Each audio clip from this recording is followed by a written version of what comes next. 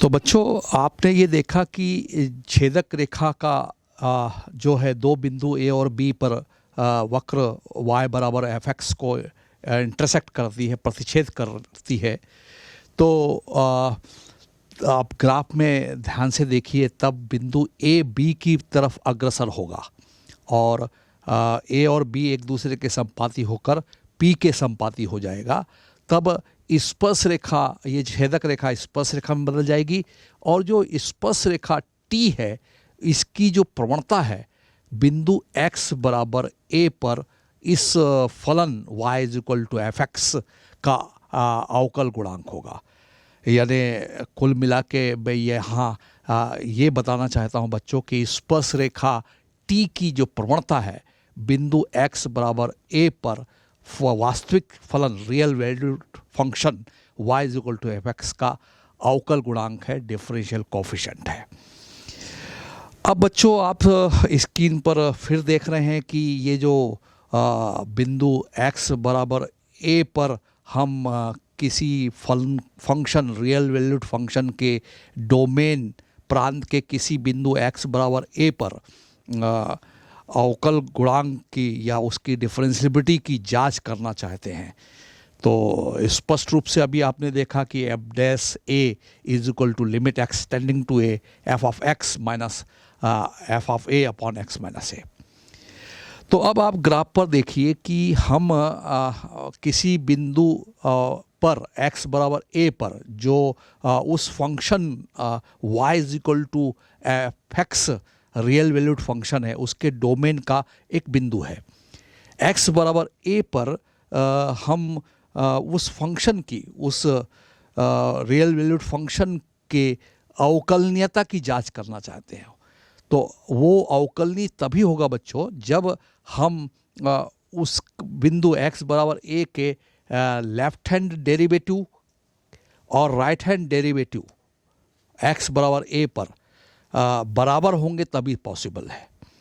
यानी इसको mathematical code में हम ये कहें कि R F dash A is equal to L F dash A होगा। यानी आप ग्राफ में ध्यान से देखिए कि a के बाई ओर x बराबर a माइनस एच है और x बराबर a के दाहिनी ओर राइट साइड में a प्लस एच है। तो निश्चित रूप से मुझे जब मैं कह रहा हूँ कि left hand derivative R H D कह रहा हूँ तो R H D limit x h tending to zero होगा f of a minus h minus f a upon a minus h minus a होगा। और लेफ्ट हैंड डेरिवेटिव आपको स्पष्ट रूप से दिख जाएगा। तो बच्चों कुल मिला के हमने ये सीखा कि कोई फंक्शन है y बराबर एफ एक्स, उसका डोमेन है, उसका एक कोई बिंदु हमने x बराबर a चुना। इस बिंदु x बराबर a पर उस फंक्शन की, उस फलन की अवकलनीयता की जांच करने के लिए हम कहेंगे आर एस डी बराबर L H D. R S D को मैथमेटिकल कोड में आप स्क्रीन पर भी देखिए, आर को मैंने आर लिखा है, एफ डैश ऑफ ए लिखा है, बराबर एल एफ डैश ऑफ ए लिखा है। तो जब तक आर एस डी और एल एच डी आपस में बराबर नहीं होंगे तो हम उस फंक्शन को उस बिंदु पर अवकलनीय नहीं कह पाएंगे।